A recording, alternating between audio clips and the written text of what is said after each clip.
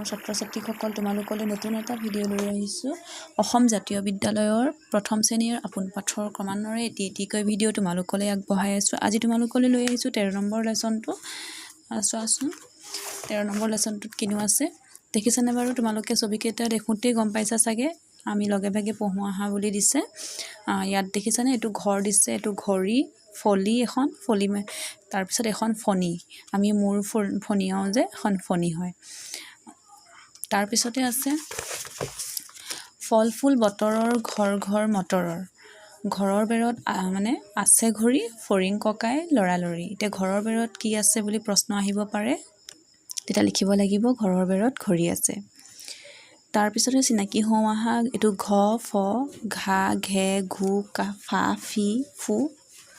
পঢ়ো আহা এই শব্দখিনি চাবা পঢ়ো আহাখিনি তাৰ পিছতে তোমালোকে চোৱাচোন এই লেসনটোৰ মূল বৰ্ণকেইটাই হ'ল ঘ আৰু ফ দেখিছেনে পাঁচ শাৰীত মিলাই কেনেদৰে লিখিছে তোমালোকে এনেদৰে লিখিবলৈ যত্ন কৰিবা তাৰ পাছতে ক্ৰিয়াকলাপ কিনো আছে আমি তাকে চাওঁ দেখিছেনে ঘ থকা দুটা বানান লিখিব দিছে তোমালোকে ঘ থকা বানান লিখিব পাৰা আমি সদ্যহতে শিকিছিলোঁ ঘৰ তাৰ পিছতে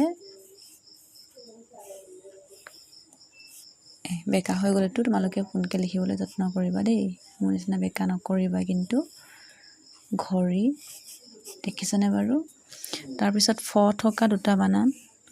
ফ থকা আৰু তোমালোকে জানাই আৰু বহুত আছে মই এটা আইডিয়া দি দিছোঁ ফল আমি ফুল ওপৰত মাত্ৰাডাল লাগি দিবা